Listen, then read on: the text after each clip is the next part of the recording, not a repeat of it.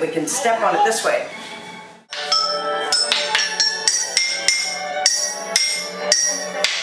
We're in our brand new sensory studio within the JCC building here in Creve Coeur that is designed specifically to be an outlet for individuals with sensory processing challenges.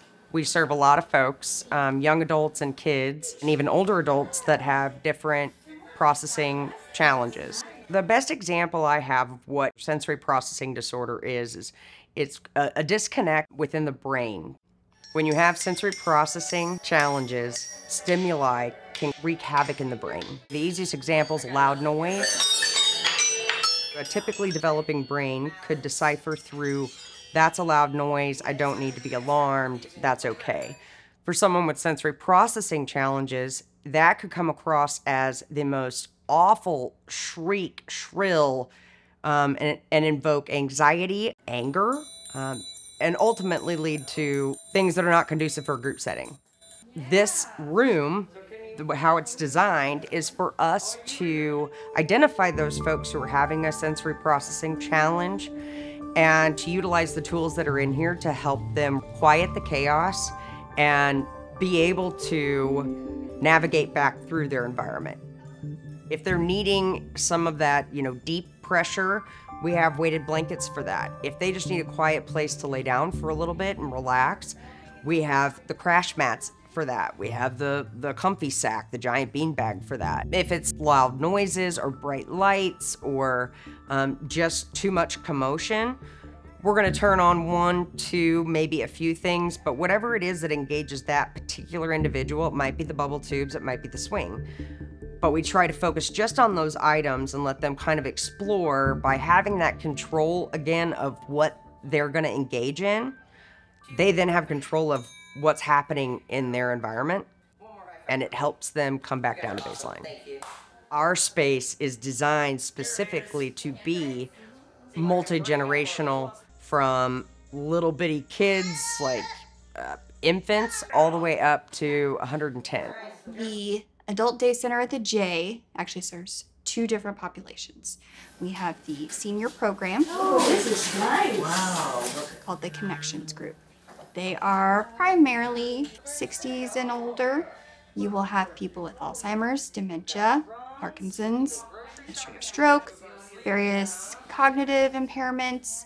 We also serve the IN program, which is young folks 20s and 30s with developmental disabilities that are trying to work on some of those independent skills.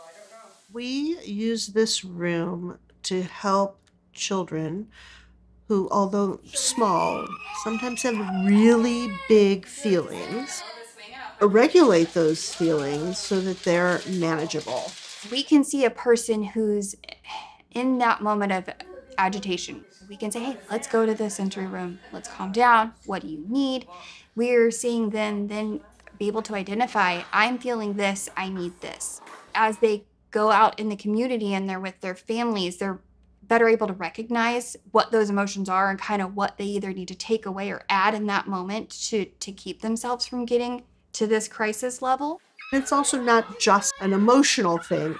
There's some kids who have sensory needs. We can come in here and we can swing. There's some kids who need quiet, or the lights turned down, or they need something to stimulate them visually. And we can come in here and find an answer to those needs. Once they've calmed down, the sensory room has helped them get back to themselves, then they're able to just go back into the classroom and take up where they left off before the feelings got so big.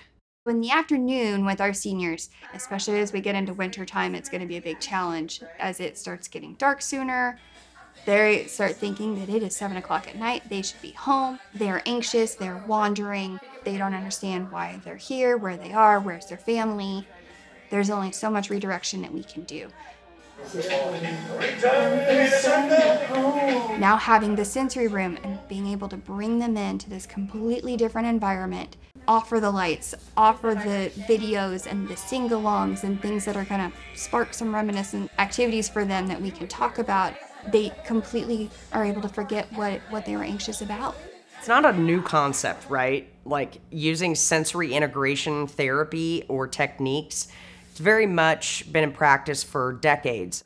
Having different avenues to kind of tap into in a space like this, it coincides with what the research shows us is that we can reduce levels of anxiety, depression, increase levels of engagement, an overall sense of, well-being for that same age range of 2 to 102. Oh, this is cool. Isn't it?